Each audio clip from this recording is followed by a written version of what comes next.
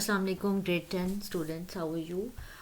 आज हमने difference between assignment operator और इक्वल टू ऑपरेटर देखना है इस लेसन में।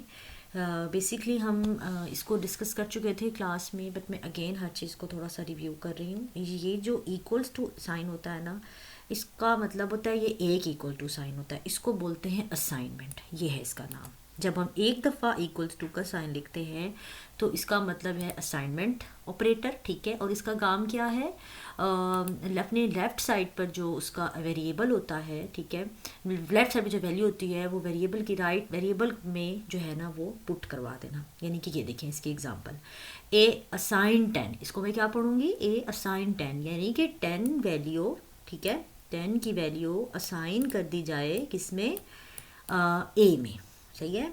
ए में अब 10 आ जाए, ठीक है, और बी में क्या आ जाएगा 20। तो इसका मतलब है ये असाइनमेंट ऑपरेटर काम कर रहा है। और सी एच ये कैरेक्टर का वेरिएबल है, मैंने बताया हुआ आपको, और इसमें वाई पुट कर रहे हैं। तो इसका मतलब है सी एच को असाइन कर दिया जाए वाई, ए को असाइन कर दिया जाए 10, मेमोरी में जो लोकेशन बनेगी उसमें ए में 10 आ जाएगा, बी में 20। दैट्स कॉल्ड असाइनमेंट ऑपरेटर, इसको बोलते हैं ये सिंपल असाइनमेंट। दूसरा होता है equal to operator. Equal to में दो इक्वल टू साइन होते हैं। पहली बात जो कि देखते ही आपको पहचान हो जाएगी कि ये इक्वल टू ऑपरेटर है। इक्वल टू ऑपरेटर में दो इक्वल टू साइन होंगे और इसका काम क्या है, इसका काम थोड़ा डिफरेंट है। It checks whether the two given operands are equal और नॉट।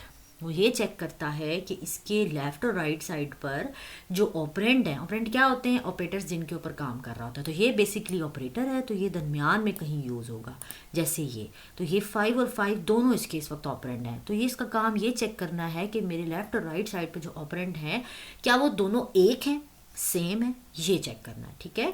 अगर तो वो दोनों सेम है, दिस विल रिटर्न ट्रू, ठीक है।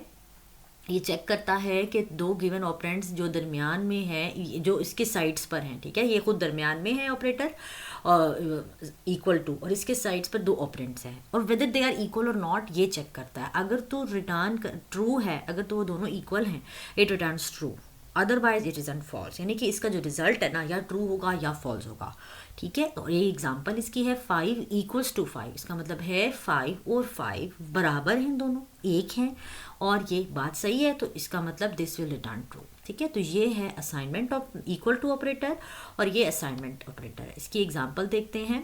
सी program to demonstrate working of assignment operator.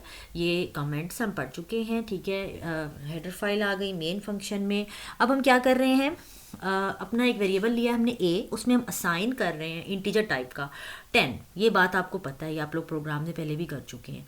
Int A assign 10 का मतलब है कि इंटीजर टाइप का एक ए वेरिएबल बनाया जाए, उसमें 10 रख दिया जाए। तो print of value of A is %d/n, ठीक है, और कॉमा के बाद वेरिएबल का नेम। और ये सब क्या, इससे क्या होगा, इससे आउटपुट स्क्रीन पे लिखा हुआ आ जाएगा वैल्यू ऑफ ए इज़ 10, और ये यहाँ से उठा लेगा, ठीक है। प्रिंट ऑफ फंक्शन हम पढ़ चुके हैं। वैल्यू ऑफ ए इज़ 10, ये इसका आउटपुट आ गया, ठीक है। तो इसमें बस यही छोटी सी इसमें बात है, ठीक है।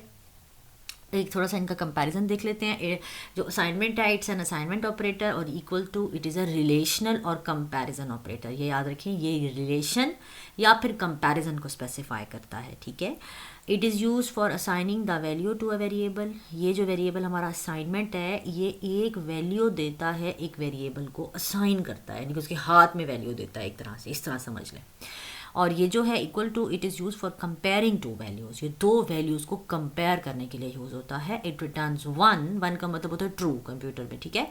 If both the values are equal, अगर तो वो दोनों बराबर हैं और वो बात सही है, तो वो रिटर्न 1 कर देगा या ट्रू कहेगा, अदरवाइज रिटर्न 0, ठीक है। तो इसकी रिटर्न में ये वैल्यूज़ होंगी। तो ये कंपेरिजन ऑपरेटर है basically.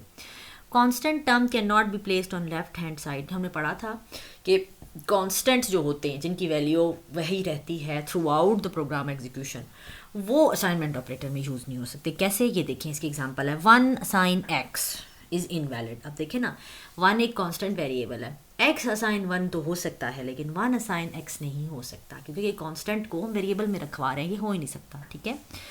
Constant term can be placed in the left hand side, लेकिन इस इक्वल टू ऑपरेटर में हम कांस्टेंट को रख सकते हैं लेफ्ट हैंड साइड पे, because 1 equals to 1 is valid and return 1।